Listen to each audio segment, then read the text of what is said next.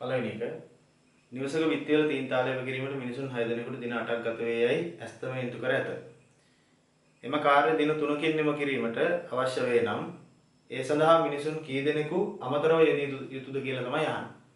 මිනිස් දින ගානක් නිසා මිනිසුන් සහ දින ගුණ වීමෙන් තමයි මිනිස් දින ගණන ලැබෙන්නේ. කියන්නේ වැඩ ප්‍රමාණය ලැබෙන්නේ. මෙතන කියන විදිහට මිනිසුන් 6 දෙනයි දින 8යි. එහෙනම් අපිට මිනිසුන් 6 දෙනෙක් දින 8ක් වැඩ කරන්න අවශ්‍යයි නම් ඒකේ වැඩ ප්‍රමාණය අපිට ගණනය කරන්න පුළුවන් මිනිස් දින වලින්. 6 වරක් 8යි.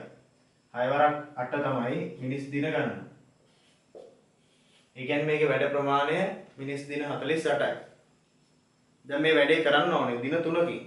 ඒතර දින 3කින් නිම කරන්න නම් මිනිසුන් කී දෙනෙක් ඕනද කියලා තමයි අහන්නේ. වැඩ ප්‍රමාණය වෙනස් වෙන්නේ නැති නිසා මේකෙදි වැඩ ප්‍රමාණය 48ම තමයි. ඒ වැඩ ප්‍රමාණයම තමයි.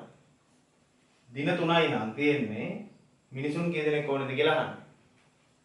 එතකොට අපිට පුළුවන් මිනිස් දින ගණන දින ගානෙන් බෙදලා මිනිසුන් ගණන හොයාගන්න. එහෙම නැත්නම් මෙහෙම හිතන්නත් පුළුවන්. මිනිසුන් යම්කිසි ගානක් ඉන්නවා.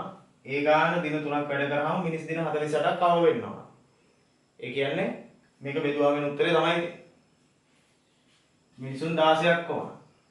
16 වරක් 3 තමයි 48 වෙන්නේ. නේද?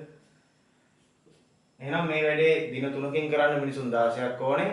දැනට ඉන්නවා මිනිසුන් 6ක්. මිනිසුන් 6 දෙනෙක් ඉන්නවා. එහෙනම් අමතරව මිනිසුන් 10ක් ඕන.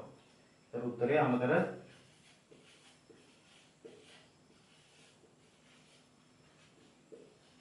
මිනිසුන් 10යි.